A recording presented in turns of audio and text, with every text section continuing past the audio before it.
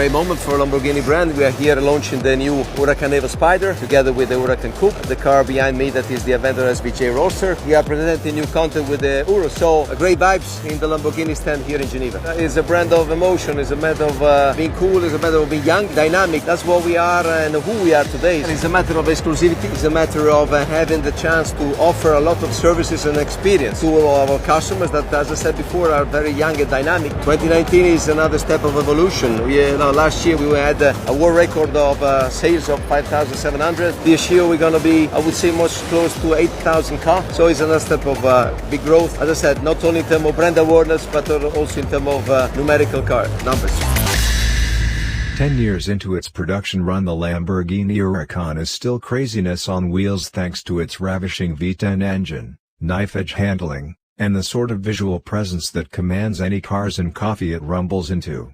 It faces a tough bunch of exotic R challengers, industry greats like the Ferrari F8 Tributo, 296 GTB, and 812 Superfast, McLaren 765 LT and 720S, and Aston Martin DBS, but it's equally compelling.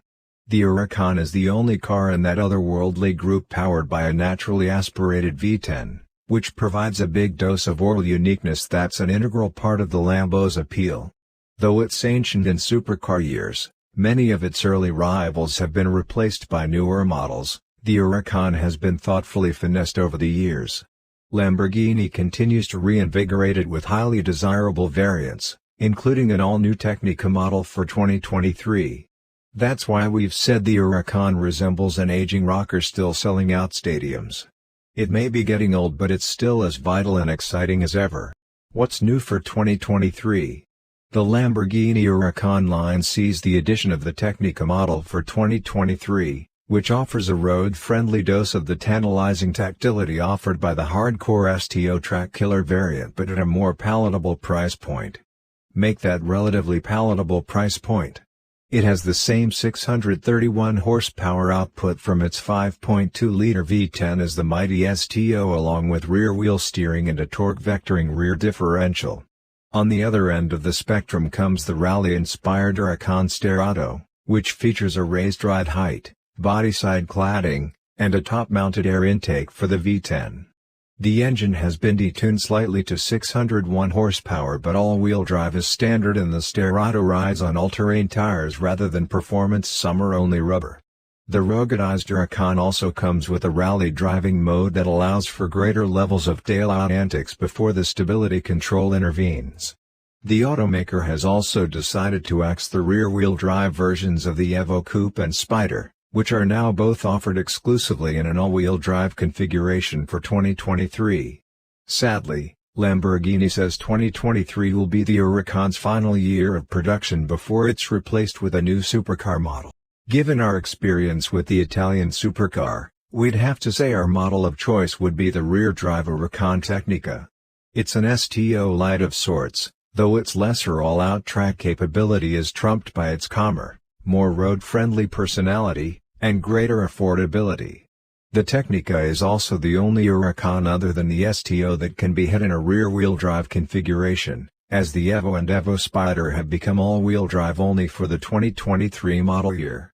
With rear-wheel steering, next-gen aerodynamic components, a revised exhaust system, a new brake cooling system, and the same engine output as the STO, the Huracan Technica is still ferocious, but it's more at home off the track than an STO could ever be. Engine, transmission, and performance. A dry-sump 5.2-liter V10 is nestled behind the Huracan's cabin, and it exudes a devilish sound whenever it revs towards its 8,500 revolution per minute redline. The engine now develops 631 horsepower in all but the rugged Sterrato model, which features a 601 horsepower version of the V10. Every Huracan V10 is paired with a 7-speed dual-clutch automatic that snaps off shifts under its own volition or at the driver's command via a set of paddle shifters. The all-wheel drive Evo Coupe we tested for the 2020 model year ripped from 0 to 60 miles per hour in 2.5 seconds and cleared the quarter mile in 10.4 seconds at 135 miles per hour. We also enjoyed a test drive in the convertible Evo Spider, which proved high performance is always more enjoyable with a bit of theater. Every Huracan model now comes standard with rear-wheel steering, which improves agility even further. Plus, it has a predictive system, called LDVI, that adapts to driver inputs on the fly. While we were mightily impressed with the new Technica's communicative chassis and good ride, its steering feedback isn't particularly vivid at normal road speeds. The STOs is, still, the Technica proved to be a thrilling road eater that remains impressive on the track when pushed hard.